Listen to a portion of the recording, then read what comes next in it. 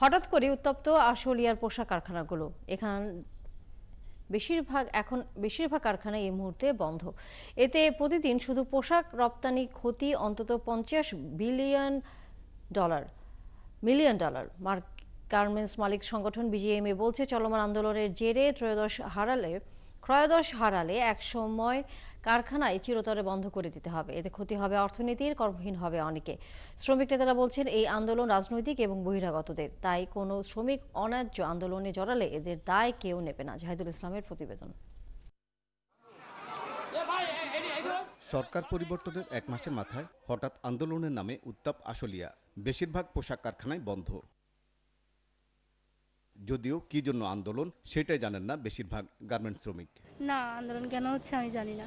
মালিকের সাথে যে শ্রমিকদের লেনদেন বা কোনো সমস্যা, এগুলো কোনো কিছু নাই। মানে বাইরের সমস্যার কারণে মূলত ফ্যাক্টরি বন্ধ। নতুন সরকার আসছে, এ আমাদের দল গঠন করবে, নতুন নির্বাচন দিবে, তারপরে আমরা যে কোনো দাবি একটা করতে পারি। গার্মেন্টস মালিকরা বলছেন, বৈষম্য বিরোধী আন্দোলনে এবং বন্যায় গেল মাসের পুরোটা সময় গার্মেন্টস প্রায় বন্ধ ছিল। এবার আন্দোলনে আবারও ভাঙচুর এবং বন্ধ হলো গার্মেন্টস। বায়ার তো তার মাল বিক্রি করতে হবে, তো মালটা যাচ্ছে না, আমরা প্রোডাকশন ডিসরাপশন হচ্ছে, আমরা পারতেছি না, অন টাইম শিপমেন্ট তো হচ্ছেই না, মালও ডিসরাপশন হয়ে যাচ্ছে। অলরেডি তারা বলছে যে তারা uncomfortable, they are very uncomfortable, এবং এই আনকমফোর্টেবল পজিশন থেকে তারা বেরোবার জন্য তারা অলরেডি চিন্তা করতেছে। গার্মেন্টস মালিকদের সংগঠন বিজিএমইএ বলছে, শুধু আশুলিয়া কেন্দ্রিক কারখানাগুলোতে মোট রপ্তানির প্রায় 20% পোশাক তৈরি হয়। আন্দোলনে কারখানা বন্ধ থাকায় দৈনিক রপ্তানি ক্ষতি অন্তত $50 মিলিয়ন। প্রতিদিন এরকম বন্ধ থাকলে $40-50 মিলিয়ন আমরা লস করতেছি শুধু প্রোডাকশনের দিক থেকেই। লক্ষ লক্ষ পিস প্রোডাকশন করতে পারতেছি না, এগুলো তো কাস্টমারকে দিতে হবে। এটা করলে আবার ওটি দিতে হবে, এয়ার শিপমেন্ট আমাদের অন টাইমে না দিতে পারলে তো মাল এয়ার করতেই হবে। শ্রমিক নেতারা বলছেন, এই আন্দোলনে জড়িত কিশোর গ্যাং এবং রাজনৈতিক কর্মী। যারা এখানে হামলা করেছে আমরা দেখেছি অনেকেই আছে কিশোর গ্যাং।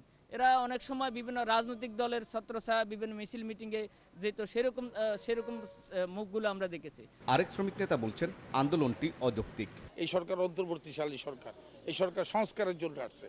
এখন এই সমস্ত কিছু দাবি দাওয়া নিয়ে তাদেরকে বিব্রত করার কোনো অপচেষ্টা আমরা শ্রমিক সংগঠনগুলো মেনে নেব না। আশুলিয়া প্রায় 300 গার্মেন্টসে কাজ করে প্রায় 4.5 লাখ শ্রমিক।